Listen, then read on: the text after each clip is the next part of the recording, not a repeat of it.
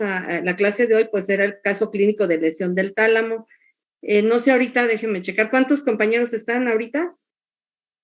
¿Ya está la mayoría?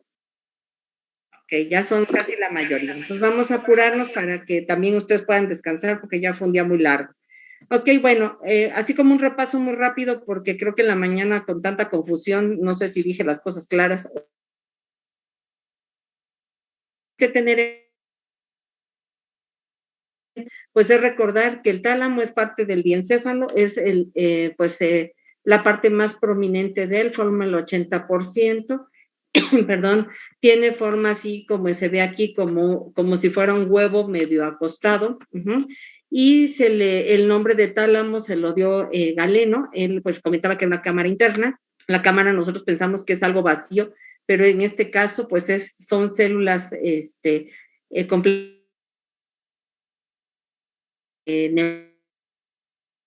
bis, es una estructura par, o sea, tenemos dos, es simétrica y aproximadamente mide de 3 por 1.5.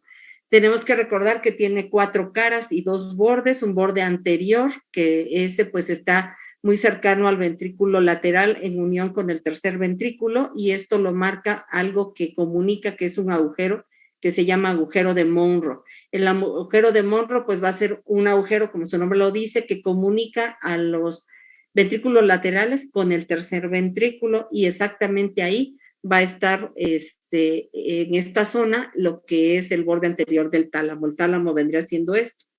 En la parte posterior tenemos la parte más grande del tálamo, que es el pulvinar, y como les decía, tiene 4 caras, una medial, una lateral, una superior y una inferior. Entonces, en la línea media, pues aquí como lo ven, hace cuerpo con el tercer ventrículo. En la parte lateral, pues va a hacer cuerpo con lo que es la cápsula interna, que recuerden que es parte de la vía piramidal. Y si nos vamos a la siguiente, pues, ¿sí se escucha? Hola. Ok, sí, es que hoy doctora. hay como unos ruidos raros, ok. Bueno, si nos vamos ahora, vemos, como les decía, esta parte que es como un huevo. Entonces ya vimos la parte anterior, les decía, pues está aquí en este agujero que comunica el ventrículo lateral con esto que es el tercer ventrículo, entonces ahí está. En la parte posterior, pues va a hacer cuerpo con esto que se llama fornix, y la parte más prominente de ella, pues es el pulvinar. Si nos vamos a la parte superior, ahí va a estar el fornix. El fornix no es otra cosa más que una vía de comunicación entre lo que es el hipocampo, que está dentro del lóbulo temporal, y como esta como carretera que vemos aquí, se va a ir a unir, perdón, a lo que es el hipotálamo, ¿no?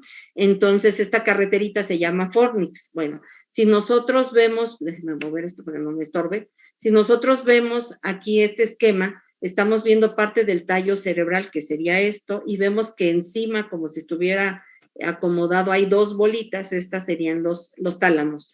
Y entonces decíamos, el fornix, pues pasa aquí exactamente encima de los tálamos, y más hacia la parte lateral, pues vamos a encontrar esto que es parte del cuerpo del núcleo caudado, ¿ok? Que ya lo veremos cuando hablemos de los ganglios basales.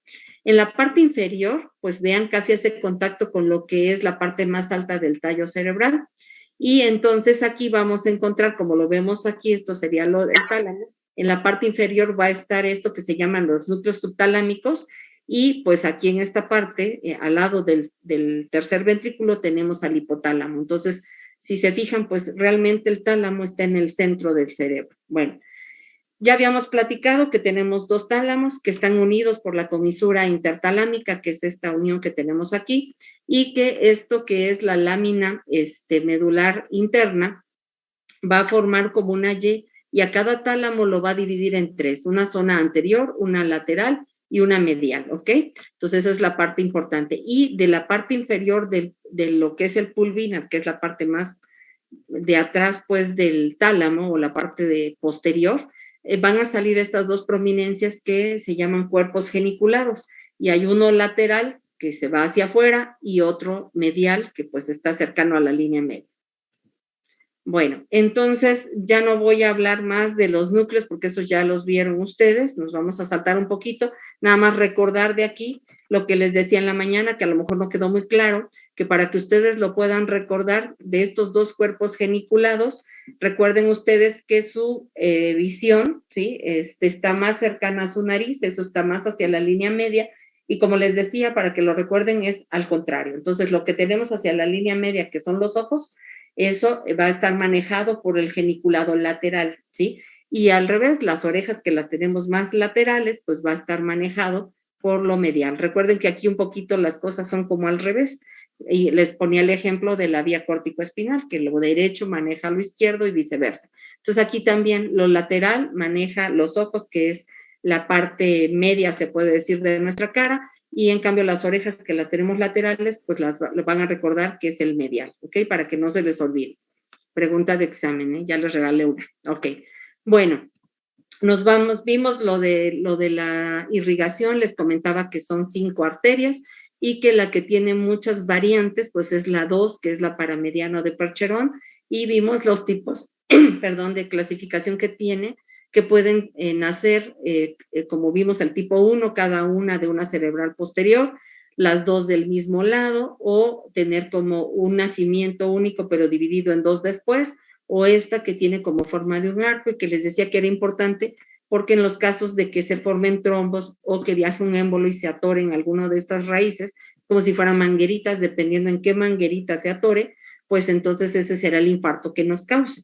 Platicábamos que si ya sea un trombo que tapara esta zona, pues iba a infartar un solo tálamo, pero si fuera este el caso, pues nos va a infartar los dos. Y si tuviéramos un trombo en esta zona, pues a lo mejor se salvan ambos tálamos. Entonces, por eso es lo importante de conocer las variantes que tenemos, ¿ok? Y eso pues solo lo podemos saber cuando nos pasa una isquemia, no lo podemos saber antes, a menos que nos hicieran una angiografía muy especializada. Bueno, entonces, como platicábamos, las manifestaciones como tal del tálamo no son tan certeras y es poco sistematizable, o sea, podemos tener diversos cuadros clínicos y no podemos saber si realmente corresponden al tálamo, a menos de que vayamos haciendo el estudio general y apoyado también en los estudios de imagen. De todas las patologías que existen en el sistema nervioso central, aquí en el tálamo la más frecuente es la de tipo vascular y platicábamos que eso pues se llaman eventos vasculares cerebrales, que podían ser isquémicos o podían ser hemorrágicos, ¿ok? Entonces vamos a platicar, ya habíamos avanzado un poquito en el caso clínico, pero para recordarlo así rápidamente, platicábamos que era una señora no tan grande, una mujer de 52 años, tenía antecedentes de presión alta, tenía hipercolesterolemia, eso pues nos avisa que puede haber datos de que pudiera tener un evento vascular, que fuera isquémico o hemorrágico, no lo podemos saber, podría tener ambos. Y que ingresó a la unidad de terapia intensiva porque llegó pues en un estado estuporoso. Recordemos que eso es que solamente responde al dolor, o sea, si nosotros la pellizcamos, ella retira o mueve alguna parte de su cuerpo como respuesta al estímulo al dolor. Y pues aquí también vimos que tenía relajación del esfínter urinario. Eso puede pasar por la pérdida del estado de alerta o podría ser que hubiera tenido alguna crisis convulsiva. ¿Ok? Entonces vimos que cuando llegó al hospital, pues se traía una presión alta, 190, 130. Vimos que su Glasgow, que dijimos que el Glasgow es para ver el estado de alerta o de conciencia, como ustedes lo llaman, pues sabemos que el Glasgow tiene 15 puntos, que lo más bajo que puede tener una persona, ya sea vivo o muerto, son 3 puntos, ¿eh? Eso recuérdenlo. Perdón, ¿sí se escucha? Chicos.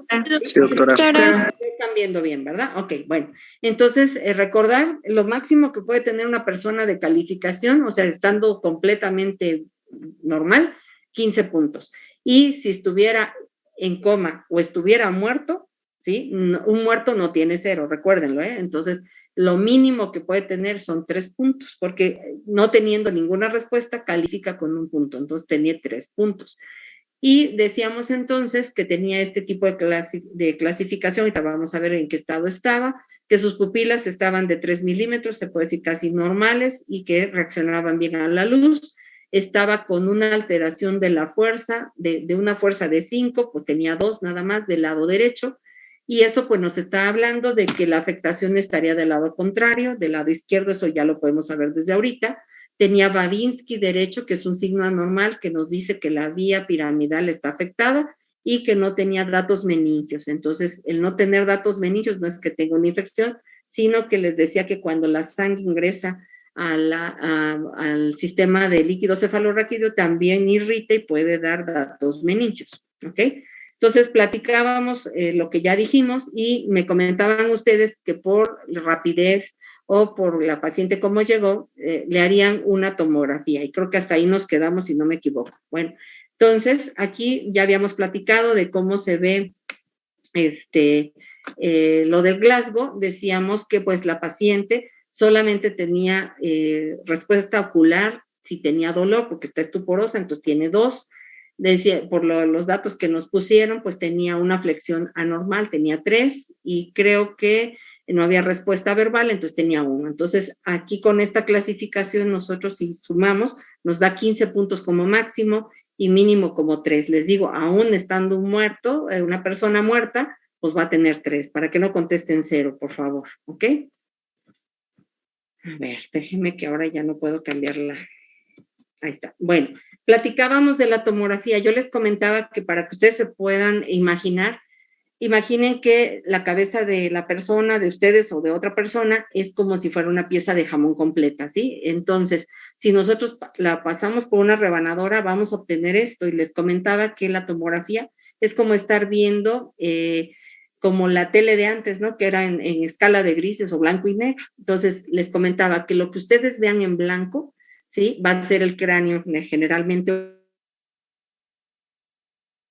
Blanco, algo en el interior, pues puede haber 2 cosas. Uno, que tenga sangre o que tenga, si son redonditas, casi siempre son calcificaciones, ¿ok?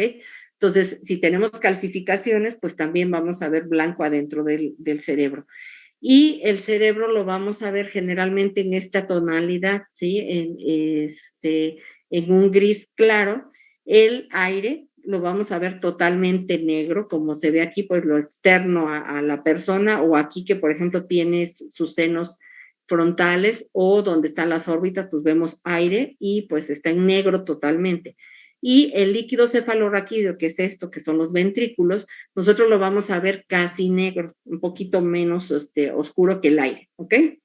Entonces, en estas imágenes, nosotros las vamos a comentar así, de esta manera. Estamos observando cortes axiales. Axiales quiere decir que es un corte horizontal, así como si estuvieran ustedes sentados o parados y agarraran con un cuchillo, un machete y lo partieran la cabeza a la mitad, ¿no? Entonces, corte axial, ¿sí?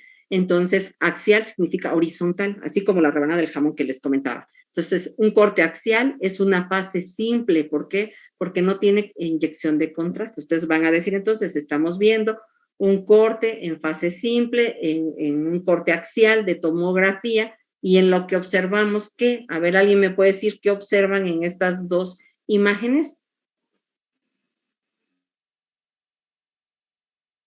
En el tálamo del lado izquierdo. Esto, entonces los tálamos son estos. Tienes aquí una zona de sangrado, dijimos, se ve blanco. Entonces, esto que se vería como el huevito, tiene esta parte con algo blanco, entonces quiere decir que tiene sangrado. Ahora, el tálamo solamente llega hasta aquí y observamos que algo se nos va a lo negro. Entonces, hay una pequeña ruptura y la sangre está empezando a irse hacia el líquido cefalorraquídeo. ¿Qué otra cosa les llama la atención? Los ventrículos, ¿cómo los ven? Los ventrículos de lo Muy negro. grandes. ¿Hidrocefalia? ¿Y qué tiene? Hidrocefalia. Hidrocefalia. ¿Por qué pasó? Acuérdense que dijimos que el tálamo hace cuerpo con ¿qué dijimos? En la parte de adelante, su borde anterior. Con el tercer ventrículo. Con la comunicación que es el agujero de Monro. Entonces, si sangró, seguramente la sangre, que es un coágulo, si es como si ustedes tuvieran una gelatina y le echaran así en su lavabo, ¿sí? Pues se va a quedar ahí tapado y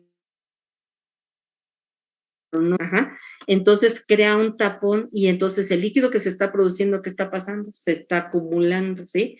Entonces tiene una hemorragia que aparte está provocando una hidrocefalia. ¿Por qué? Porque se tapó, perdón que lo diga así, el agujero donde tenía que irse el líquido, ¿sí?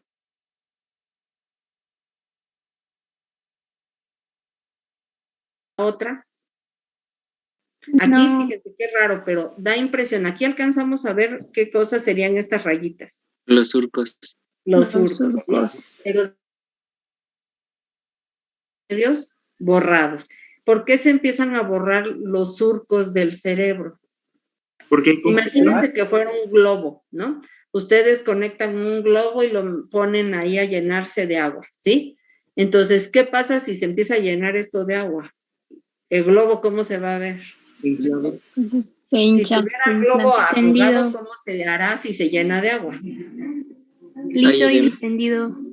Se va como alisando los surcos, ¿ok? Entonces es como una pelota. Cuando está una pelota desinflada, se arruga, ¿verdad? Pero si nosotros la llenamos de agua, entonces se empiezan a borrar los surcos, ¿ok? Y eso pasa porque hay una ley que se llama de Monroe-Kelly, no lo apunten eso, ya después lo sabrán. Eso quiere decir que en un espacio cerrado, si alguna cosa aumenta, las otras tienen que disminuir. Entonces, ¿qué pasa? Si aumenta el líquido, ¿sí? Entonces tendrá que disminuir el espacio del cerebro. Entonces el cerebro se tiene que ir haciendo como, perdón que lo diga, apachurrado hacia los lados, ¿no? Entonces, por eso se va alisando estas zonas, porque se infla de en medio y empuja al cerebro hacia los lados, ¿ok? Entonces, con esto podemos decir que tiene una hemorragia en el tálamo. Entonces, ya salimos de duda. ¿Fue isquémico o fue hemorrágico? Hemorrágico. ¿Por qué fue? Por la hipertensión arterial, ¿ok? Bueno, entonces el diagnóstico ustedes dirían, ya con lo que tienen, los datos clínicos, la revisión que hicieron y con el estudio de tomografía, ustedes dicen tiene una hemorragia talámica izquierda, ¿ok? Y entonces el tratamiento, ¿cuál va a ser? Bueno, lo primero, tratamiento médico, ¿no? O sea, la paciente estaba estuporosa, no está respirando bien, hay que darle apoyo con un ventilador, o sea, ayudarla a respirar.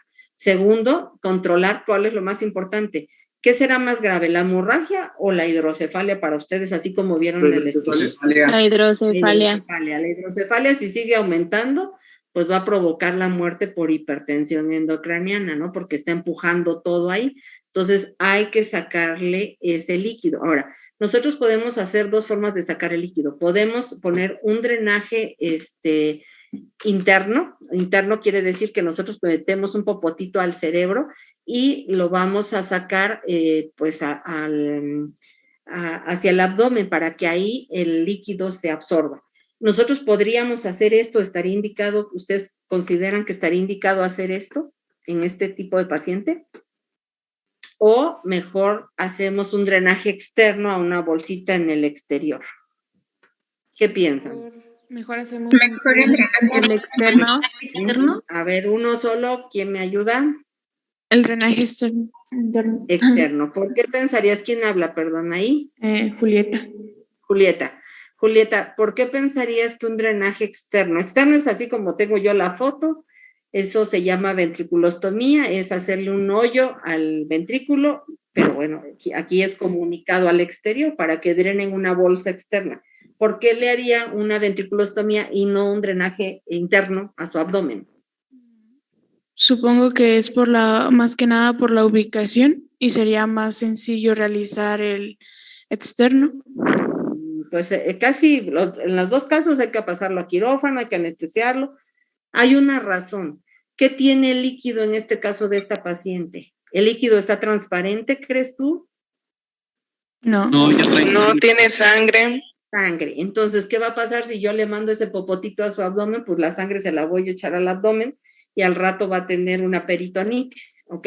Entonces, en este caso que vimos que apenas empezaba, pero que sí tenía una hemorragia que se abría, así se llama, con disrupción, o quiere decir con ruptura, que se abre al ventrículo, o sea, ya está drenando la sangre ahí al ventrículo, ¿sí? Eso lo va a estar lavando, hagan de cuenta, como cuando ustedes se cortan y meten el dedo ahí en el agua, pues se va lavando la sangre, Entonces el líquido precisamente va a hacer eso, entonces nosotros tenemos más bien que hacer un drenaje externo para que la sangre que está ahí, pues se lave y salga a la bolsa. Si yo se la mando a su abdomen, pues va a tener problemas. Entonces, a ese procedimiento se llama ventriculostomía, ¿ok? Pero ¿qué otra cosa? Hay que tratar la causa de origen, entonces hay que tratar. En este caso, la presión tampoco se puede bajar demasiado. ¿Por qué? Porque el cerebro está sufriendo y si no le llega sangre, pues entonces me va a infartar. Entonces tenemos que irla bajando, pero no tampoco tan rápido, pero que tratemos de llegar a la normalidad, ¿ok? tenemos que tratar también el edema cerebral, eso que sentíamos que estaba muy hinchado, es ir a través del mismo catéter podemos medir la presión de cómo está. Si ustedes se fijan, aquí está el ventrículo, entra el popotito, como vimos, y sale aquí a través de la piel, ¿sí? Y este catéter pues llega a una bolsa, pero aquí se fijan que tiene otra conexión. Esto se llama una llave de 3 vías. Con esta conexión yo puedo hacer mediciones, así como mido la presión en el brazo, con un manómetro igual, y saber qué presión tiene la cabeza. Si la presión está muy alta, pues le puedo manejar, aparte del drenaje ventricular, medidas antiedema, ¿sí? Entonces, para eso también nos sirve, para medir la presión. Parte tuvo crisis convulsiva, pues lo vimos que perdió el esfínter, y pues aunque no lo escribí, también tuvo movimientos, pues se tiene que tratar esos movimientos, ¿ok? Bueno, nos vamos a ver qué pasó con la evolución de la paciente. Bueno, al día siguiente que se le colocó el catéter de derivación externo, la paciente se despertó, ¿sí? Se logró que se le quitara la intubación y pasó ya, en lugar de estar a terapia intensiva, pasa a hospitalización normal, la presión arterial ya fue normal, pero la paciente presentaba dificultad para el habla, ¿ok? ¿Por qué creen que tenía dificultad para el habla? Pues afectó el área de una motora. Ajá, pero ¿de qué lado, perdón, no les pregunté, ¿de qué lado tuvimos la hemorragia, dijimos? Del dominante. Izquierdo. ¿Qué es el dominante? ¿Y el área del lenguaje, de qué lado lo tenemos? Del dominante. Izquierdo. Dominante. Entonces, si esto pasa, pues los pacientes, aunque tengan una hemorragia del tálamo, pues se puede ver afectada el habla. Puede ser desde dificultad como ella, o puede ser afasia total, o sea que no hable nada, ¿ok? Dice aquí, persistió con hemiparesia, o sea, la paciente, pues vean, aquí, bueno, ahorita vamos a ver que se le hizo un estudio y vean que pues tenía una hemorragia grande, estaba desorientada en tiempo y espacio. ¿Qué quiere decir? Pues no sabía qué día era y tampoco sabía en dónde estaba, o sea, veía el lugar y no sabe, estoy en el hospital, estoy en mi casa, ¿dónde estoy? Pues no lo sabe. Estaba bradicíclica, ¿sí? Eso quiere decir que tenía un pensamiento lento, a eso se refiere, bradilálica, o sea, hablaba lento y aparte con dificultad, y dice que tiene aumento del tono muscular en las extremidades derechas, o sea, está con un tono aumentado. Y aquí dice signo de la rueda dentada en brazo derecho. ¿A qué se refiere el signo de la rueda dentada? Normalmente ese signo lo vemos en el Parkinson, ¿sí? Cuando está como hipertónica el tono de esa parte de los músculos y la articulación, haz de cuenta que cuando nosotros voluntariamente queremos mover el brazo, ¿sí? Haz de cuenta que lo tiene flexionado y lo quieren ya sea extender o flexionar, ustedes van a sentir como que se atora, ¿sí? Y de repente como que salta, ajá, entonces va bajando de a poquito, ¿no? Entonces cuando eso sucede, entonces se siente como si fuera bajando por engranes, ajá, en vez de que si ustedes están ahorita en su casa y les digo bajen el brazo, lo bajan inmediato, pero aquí es que si ustedes quieren bajarle al paciente su brazo, se va sintiendo como si fueran cayendo en unos engranes, granito por granito o en una escalera, de paso en paso, ¿no? Entonces a eso se le llama el signo de la rueda dentada y es por el aumento de la tonicidad. Y lo tenía en el brazo derecho, obviamente del lado contrario a donde fue la lesión. La paciente inició rehabilitación al 4º día de estar hospitalizada, ya que está más estable, y la movilizaron fuera de cama. Se le hizo esta resonancia donde ustedes pueden ver que los ventrículos ya están del tamaño, se puede decir normal, ya los surcos cerebrales se pueden ver, el tercer ventrículo ya lo podemos notar aquí en la línea media, pero vemos esto que está como feo, como raro. ¿Por qué? Porque ya está la sangre empezando a reabsorberse, ¿ok? Y dice aquí, se le retiró la ventriculostomía al 10º día. Si ustedes piensan alguna vez que ustedes se hayan dado ¿cómo se llama?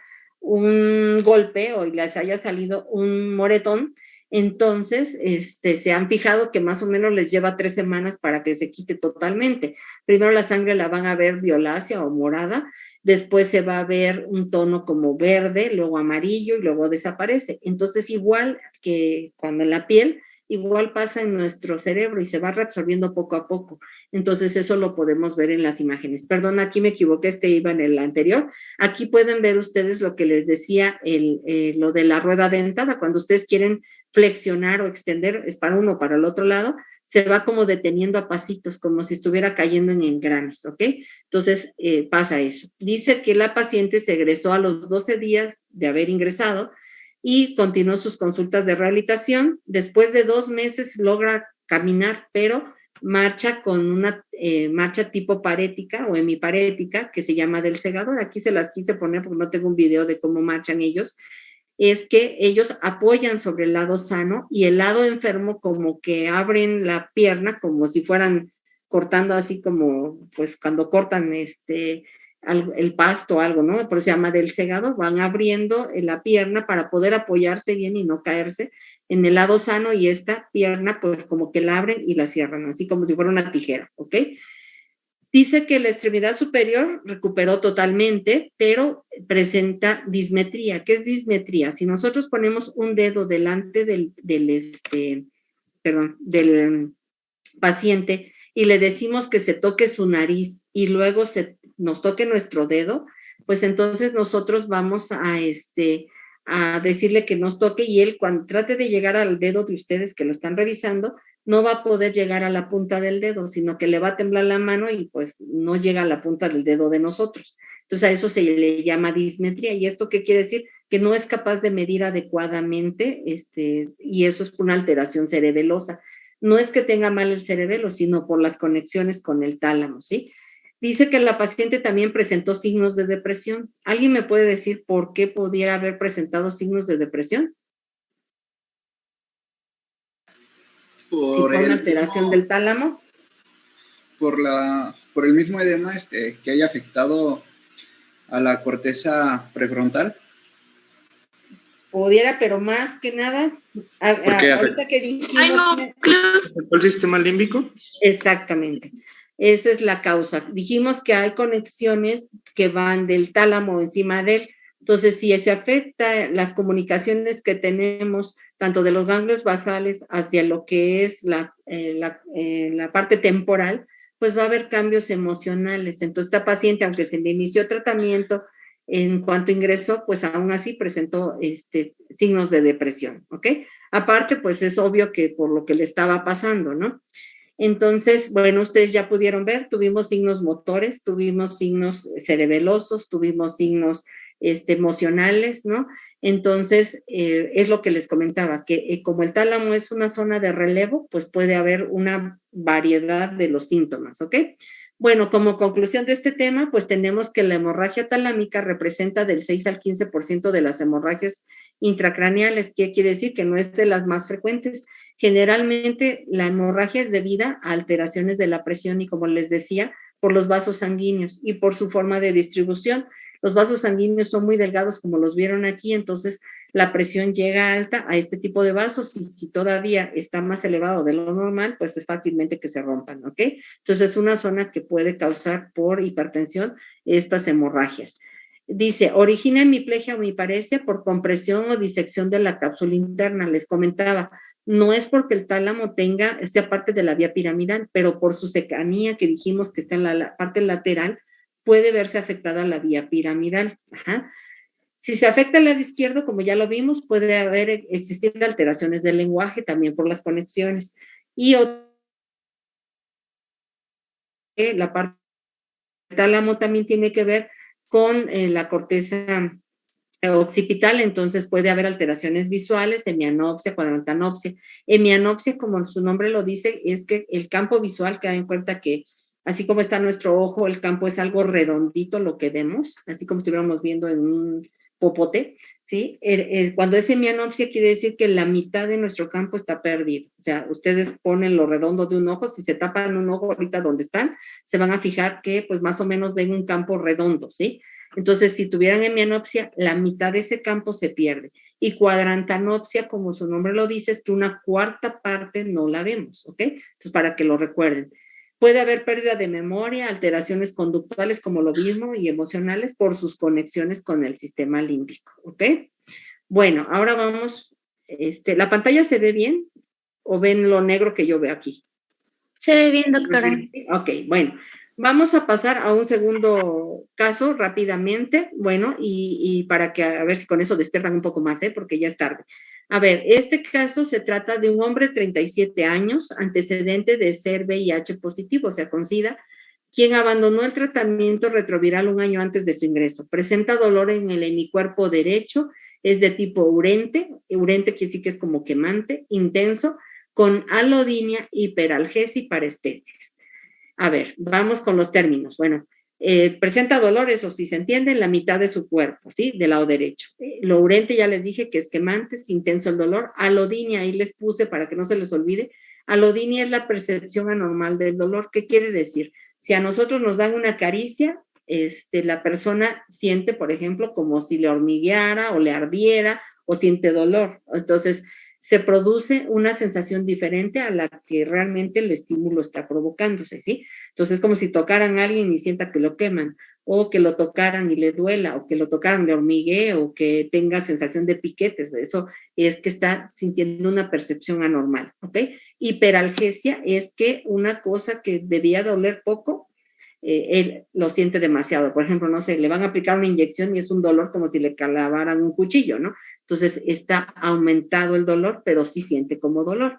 Y parestesias es la sensación esa de hormigueos, como cuando ustedes se quedan acostados y se les duerme, dice la gente, se les duerme la mano y luego siente el hormigueo, esas son parestesias, ¿ok? Entonces, todas estas sensaciones sentía el paciente. Bueno, cuando lo exploran, al paciente lo encuentran lúcido, o sea, él no tiene alteración en su glaso. Adelgazado, como ya lo vieron ahí, todo flaquito, la temperatura es de 38.3 grados, presenta aumento del tono muscular en su mano, ahí les puse un ejemplo de la mano, en su mano derecha las articulaciones están como flexionadas, la parte superior y la parte inferior están como extendidas, y hay, cuando lo tocan, tiene la alodinia, o sea, el dolor al tocarlo, ¿ok? Entonces, ahorita, ¿qué cosas les llama la atención de lo que llevamos del caso clínico? El dolor.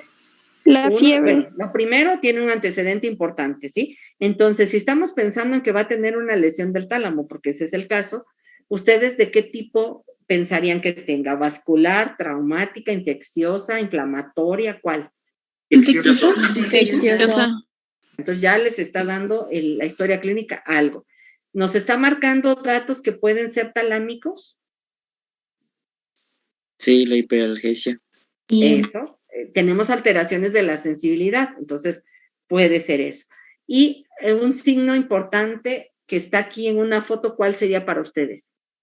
La mano talámica. Exactamente. Esa forma de esa mano, recuérdenla, cuando está así, esa se conoce como mano talámica. Si ustedes ven en un paciente una flexión y extensión así de las articulaciones de la mano, ustedes pueden pensar que pueda ser esa causa. Entonces ya es el único signo muy claro del tálamo, la mano talámica. Entonces no se les olvide. Bueno, entonces aquí tienen el estudio.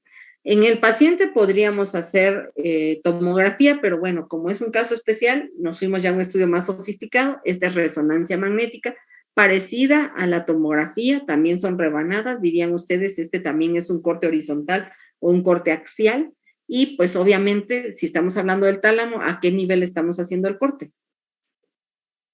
A nivel del tálamo, ¿verdad? Entonces, esto es el tálamo. Aquí ustedes están viendo el tálamo, como dijimos antes, en la línea media, pues está lo que dijimos, el tercer ventrículo, los ventrículos laterales, la parte que son de los núcleos basales, ¿sí?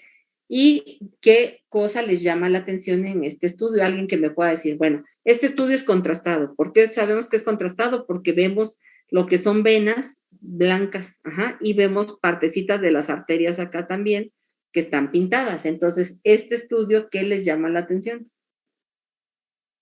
Una hiperintensidad en el tálamo izquierdo. ¿Cuántas cuentas tú? Hiperintensidad. ¿Cómo dirías es hiperintensidad? Sí. Aquí llamamos, en tomografía son densidades y en la resonancia son intensidad. Si está muy blanco, es hiperintenso, ¿verdad? Si está igual que el cerebro, isodenso, isointenso. Y si está más tendiente a lo negro, pues entonces es hipo, ¿sí? Entonces aquí dices tú, vemos hiperintensidades. ¿Cuántas cuentas tú? Bueno, ¿cuál sería el derecho izquierdo? Los estudios es como si los estuvieran viendo ustedes desde abajo. Entonces, esto sería el lado derecho y este es el lado izquierdo. ¿A esto te refieres tú? Sí. ¿Sí? A ver, Adela, ¿cuántas hiperintensidades cuentas? Creo que... Este es el tálamo normal.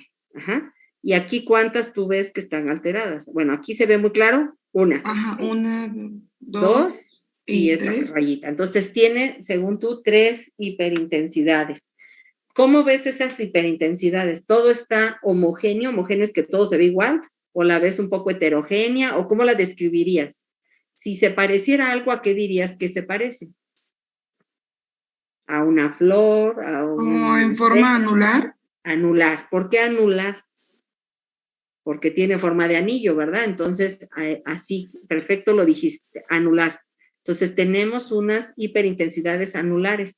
Entonces, ¿eso qué quiere decir? Que está reforzando la capita alrededor, o sea, está captando contraste. Bueno, pues estas lesiones así, ¿sí? Se pueden tratar, como ustedes dijeron, de una infección, ¿sí? ¿Qué infección nos podría dar? Que ustedes piensen, digo, está difícil, pero que ustedes piensen. Cisticercosis. Podría ser, anular, perfecto. Otra, o que pueden dar calcificaciones también. De hecho, hay un síndrome así que se llama ¿cómo? Si alguien se acuerda, no. Empieza con T. ¿De Yerine-Rossi? Bueno, sí, esa es la enfermedad del tálamo, pero me refiero a las calcificaciones que ve uno así cuando ves en tomografía o en resonancia, es el síndrome de Torch. Ajá. Y es por sus iniciales, ¿no? La T, ¿de qué será? Son infecciones. Toxoplasma, ajá. La O de otros, la R de rubiola y la CH de citomegalo. Entonces, precisamente es lo que puede tener esta paciente. Normalmente, pues el TORCH o da en los niños pequeños, que nacieron pues de mamás embarazadas, enfermas, embarazadas, ¿sí? En inmunodeprimidos. ¿En qué categoría caería este paciente? Inmunodeprimido. Inmunodeprimidos, ¿ok? Entonces, aquí está la conclusión. Se trata de un paciente inmunodeprimido, precisamente como dijo su compañera, se trata de un síndrome de Dejerine-Roussy, es el único muy clásico del tálamo, en la cual tiene que haber, para que se describa que tiene que tener lesiones talámicas contralaterales a donde tiene la manifestación clínica, ¿sí? Entonces, en este caso, por ejemplo, estuvo acompañada de fiebre. Se trata de una lesión talámica de origen infeccioso, compatible por imagen con toxoplasmosis encefálica, ¿ok? Entonces, aquí, como ya lo describió su compañera, pues bueno, es el síndrome de Dejerine-Roussy, es un dolor central producido por lesiones a nivel del núcleo ventral posterior, que es el que se encarga de la vía del dolor. Se caracteriza, como lo vimos en el paciente, un dolor intenso localizado en el hemicuerpo del lado contrario al que tiene la lesión. Por ejemplo, este caso tenía las lesiones izquierdas y el lado que le duele es el derecho. Hay hiperalgesia y alodinia, que dijimos que son las alteraciones de la percepción de las sensaciones. O sea, si nosotros lo tocamos, o sea, con una plumita, con el tacto, él percibe dolor, por ejemplo, quemadura, y eso no es normal. Y que puede acompañarse de parestesias y disestesias, ¿ok? Entonces, para que lo recuerden, entonces, vimos el caso clínico de lo más frecuente, que es las vasculares, y el clásico de Dejerine-Roussy causado por lesiones contralaterales y que se caracteriza por un dolor intenso, ¿ok? ¿Alguien tiene alguna duda? Yo sé que ya es tarde, ya están cansados, pero no sé si quedó todo claro o hay alguna duda. Tengo una pregunta, doctora. Ajá, Adrián, ¿verdad? Sí, lo de la alodinia es solamente, por ejemplo, usted hablaba, si no me equivoco, del lado derecho es donde tenía la parálisis. En el lado derecho es donde tendría, en todo el lado derecho, sí, los alodinia. síntomas en el síndrome, o sea, alodinia es el nombre de lo que está presentando el paciente. No quiere decir que la alodinia nada más se va a presentar en este caso, se podría presentar por otra causa en otra vía, ¿no? Pero ese es el síntoma, o sea, que tú sientas diferente, ¿no? Por ejemplo, pudiera ser cuando se te quema un nervio, pues también te puede dar, ¿no? La sensación es diferente, ¿ok? Pero a lo que se refiere es que si es el síndrome de Guerin, las lesiones van a estar de un lado y las sensaciones del otro, porque recuerda que tanto la vía motor y la sensitiva van cruzadas.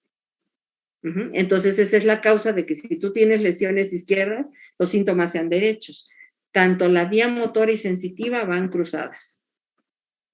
Y la alodinia simplemente es el síntoma de que sientes diferente, o sea, te tocan y te quema, te tocan con una plumita no sé, de algún ave y tú sientes sensación quemante, por ejemplo, ¿no? Entonces estás sintiendo diferente, pero no es la única causa por lesión talámica. No sé si me expliqué. Sí, o sea, también la parte de la pregunta era, ¿es en todo el lado derecho, es en todo el cuerpo? Ah, sí, es en todo el lado. Gracias. Ok. ¿Alguien más? Doctora, ¿Sí? yo tengo duda. Por ejemplo, ya había en el otro caso que había mencionado que se debería de tratar primero si la hidrocefalia o la hemorragia. No entendí por qué exactamente. O sea, bueno, en este caso, por la imagen veíamos que la hidrocefalia se veía más llamativa o más prominente que la hemorragia. Bueno, eso es una excelente pregunta. La hemorragia precisamente es de que está en el centro del cerebro. Si nosotros vamos ahí a hacer un tratamiento, o sea, hazte cuenta, lo que se puede hacer cuando tenemos una hemorragia es abrir y aspirar el coágulo, ¿sí? Pero si nosotros vamos y le vamos a aspirar al tálamo, pues vamos a atravesar, se puede decir, casi todo el cerebro para llegar al centro. Entonces, podemos provocar más daño. Generalmente, en este tipo de hemorragias, lo que se trata primero es controlar la presión para que no siga sangrando. Si tiene irrupción como este caso que se rompió el ventrículo, pues el tratamiento quirúrgico es la ventriculostomía, porque eso va a ayudar a que se lave la sangre más fácilmente, ¿ok? Y normalmente pues no vamos a hacer un drenaje, porque el daño a veces es mayor. Generalmente la sangre se va a ir absorbiendo y a veces simplemente nada más se abrieron las fibras y vuelven a quedar en su sitio y sin menos daño que si nosotros vamos y cortamos. Entonces, generalmente en esas zonas, ¿no? Y eso se aplica a muchas de las hemorragias intracraneales. Tienen que tener una medida, tienen que tener un lugar accesible, un lugar que no sea, bueno, muchos le dicen elocuente, pero realmente esa no es la palabra, sino que no sea tan funcionalmente afectable. Entonces, todo eso se tiene que tomar en cuenta, igual que la edad. O sea, no es lo mismo esta señora de 52 años a que tuviera 95, ¿no? Entonces, tienes que valorar todos los pro y contra para decidir un tratamiento quirúrgico. A lo que yo me refería era que era muy urgente tratar la hidrocefalia, porque eso iba a provocar la muerte rápida por el aumento del líquido, iba a provocar hernias, ¿no? Entonces, si tú empiezas a inflar el globito, ¿no? De los ventrículos van a empujar hacia abajo y lo que se va a herniar es el tallo cerebral, ¿no? Y si eso pasa, pues es la muerte inmediata, ¿no? Entonces, es por eso era que era más urgente hacer el tratamiento de la hidrocefalia. Gracias. Doctora, ¿alguien más? Yo, doctora, tengo una pregunta. ¿Cómo distingue, o sea, como los síntomas son similares entre una hemorragia y un infarto, cómo los logra distinguir o por qué sí? O sea, los síntomas son parecidos, pero lo que te va a dar, por eso son las imágenes. Es lo que les comentaba. O sea, tú vas a pensar, pues tiene algún evento vascular. Todavía no puedo saber si es isquémico o es hemorrágico, pero pues tienes que hacer un estudio de imagen. Entonces, el más alcanzable es la tomografía, el más accesible, entonces le haces eso, ¿no? Entonces, haciéndole el estudio, pues sí vas a ver si era hemorragia o si se ve la zona hipodensa, pues es que está cursando con un infarto. Es la única forma. O sea, no se puede saber solamente con la clínica. Ok, gracias. ¿Alguien más?